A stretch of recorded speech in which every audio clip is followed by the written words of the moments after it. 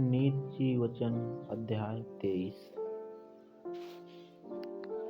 जब तू किसी हाकिम के संग भोजन करने को बैठे, तब इस बात को मन लगाकर सोचना कि मेरे सामने कौन है, और यदि तू अधिक खाने वाला हो तो थोड़ा खाकर भूखा उठ जाना।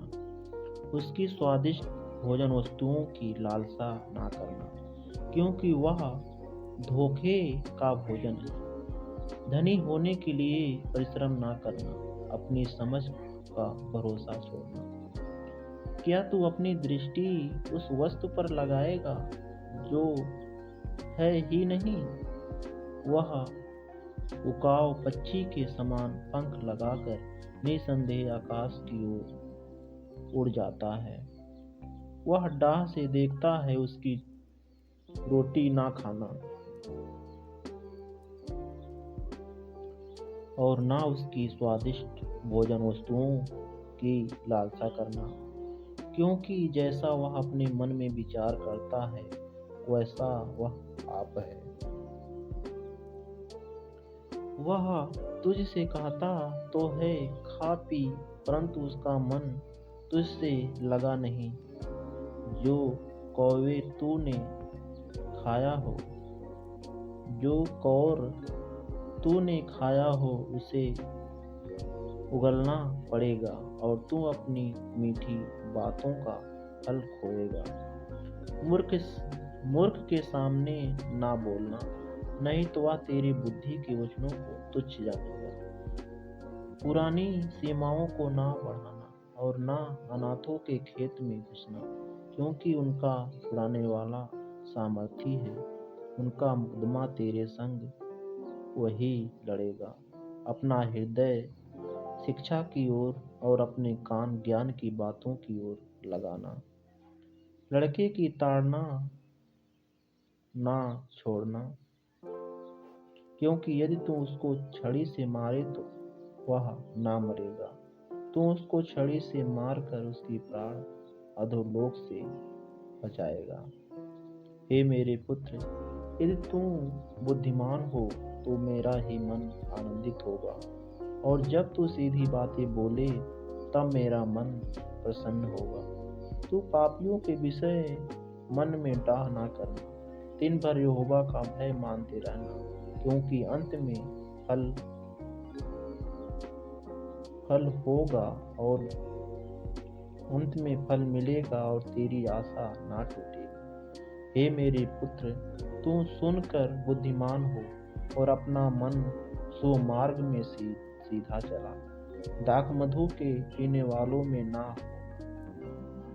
ना मांस के अधिक खाने वालों की संगति करना, क्योंकि पियक्कड़ और पेटू अपना भाग खोते हैं और पीनक वाले को चिथड़े पहनने पड़ते हैं।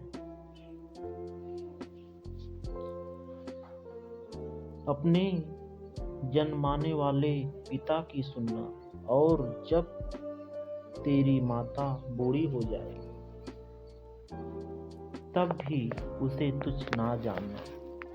सच्चाई को मोल लेना, बेचना नहीं, और बुद्धि और शिक्षा और समझ को भी मोल लेना। धर्मी का पिता बहुत मगन होता है और बुद्धिमान का जन्माने वाला उसके कारण आनंदित होता है। तेरे कारण तेरे माता पिता आनंदित और तेरी जननी मगन हो। हे मेरे पुत्र, अपना मन मेरी ओर लगा और मेरी दृष्टि मेरे चाल चलन पर लगी रहे। वेश्या गहरा गड्ढा ढारती है और पराई स्त्री सकरे कुएं के समान है। वह डाकू के समान घात लगाती है और बहुत से मनुष्यों को विश्वासघाती कर देती है। कौन कहता है हाय, कौन कहता है हाय हाय? कौन झगड़े में फंसता है?